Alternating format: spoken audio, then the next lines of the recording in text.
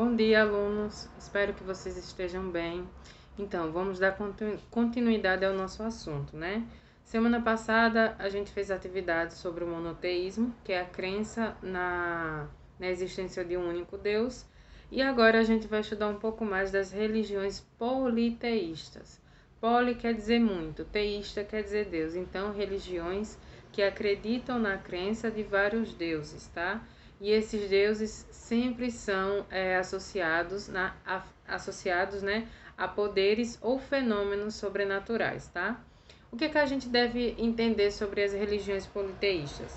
Que elas são tão antigas quanto as religiões monoteístas, tá? Temos religiões politeístas, né? Na Grécia Antiga, na Roma Antiga, né? E aí, daí o surgimento de várias mitologias também. Dentro desse contexto politeísta, que é a crença na existência de vários deuses com poderes sobrenaturais, a gente tem as mitologias mais famosas, vamos dizer assim, né? A mitologia grega, a mitologia romana e a mitologia nórdica, né?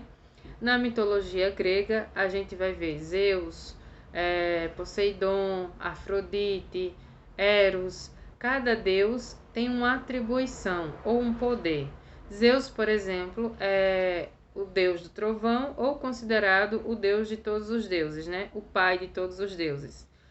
Afrodite é considerada a deusa do amor, Poseidon é considerado o deus do mar e assim sucessivamente. Associando a essa configuração, também temos a mitologia romana, onde a gente vai ter a ideia de Júpiter, de Urano, de Marte, que também são deuses que têm atribuições ou poderes sobrenaturais. A mesma coisa a gente vai encontrar na mitologia nórdica, onde a gente tem a presença de Thor, que também a gente vê em filmes aí, né, como os Vingadores. Thor, Odin, Loki também são deuses da mitologia que têm atribuições, né, ligadas a fenômenos naturais, como, por exemplo, Thor, que é o deus do trovão, né, como a gente vê nos filmes. Então, como é que se construiu essas mitologias, né, baseado nessa porção de deuses e que as pessoas acreditavam em vários, né, ao mesmo tempo. Conforme vamos dizer assim, as tradições foram se desenvolvendo, né, foi criando essas mitologias, né, com esses personagens, com esses heróis, né, e cada herói ou cada deus tinha um poder em específico, né. Com o passar do tempo, começou a criar uma hierarquia. O que é uma hierarquia? É uma hierarquia de poderes. Vou dar como exemplo a mitologia grega. Nós temos Zeus, né, como os deuses, o deus de todos os deuses, né, ou como o pai de todos os deuses. Então ele está numa categoria maior, né? Aí vem os filhos de Zeus, né, que são deuses. Vem os semideuses, que é uma junção dos deuses com os mortais humanos. Depois vem os heróis e aí então vem os humanos. Então existia uma hierarquia do maior para o menor. E a relação do Deus, né, do Deus, vamos dizer assim, politeísta, e o humano era do maior para o menor. E essa relação, essa tradição, essas histórias que eram contadas, né, essas adorações que aconteciam, elas interferiam diretamente no cotidiano das pessoas, tá? Aí vocês me dizem, professora, mas existe religiões politeístas ainda hoje? Porque mitologia a gente entende como algo que acontecia para explicar o fenômeno da criação, mas que não se baseava em nada que poderia ser comprovado de fato. Ok, certo. Mas também temos a presença hoje em dia de religiões politeístas muito fortemente, né, representadas nas religiões atuais. Como? A gente vai ter o budismo, onde a gente encontra a noção de vários deuses, né, ligados a fenômenos da natureza também. A gente tem o hinduísmo, o shintoísmo, o taoísmo, o confucionismo, as religiões de cunho africano, de matriz africana, como o candomblé. A gente também tem como religião politeísta as religiões tribais, né, que é as religiões indígenas, onde se adora vários deuses, né, cada um com a sua especificidade, né? Por exemplo, na religião indígena, vamos dizer, né, no culto indígena, eles adoram vários deuses, e esses deuses são sempre ligados a fenômenos naturais ou sobrenaturais, né? Vou dar um exemplo, adoração a um culto a Tupã, que é o deus da chuva, o deus da criação, a Yara, que é a rainha dos rios, né, das águas doces. Então, qual é a grande diferença? No monoteísmo, a gente vai ter uma religião voltada a um Deus único e criador de todas as coisas. Então, a adoração é voltada somente para esse Deus. Esse Deus é responsável pela criação de tudo. Então, a adoração é voltada a ele. No politeísmo, a gente tem o avesso. A gente tem a noção de vários deuses e cada um tem a sua responsabilidade, tem a sua criação.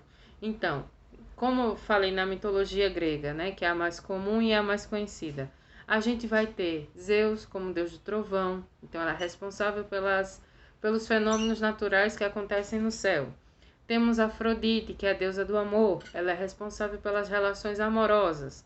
Poseidon, que é o deus dos mares, ele é responsável pelas águas, tanto doce como salgada.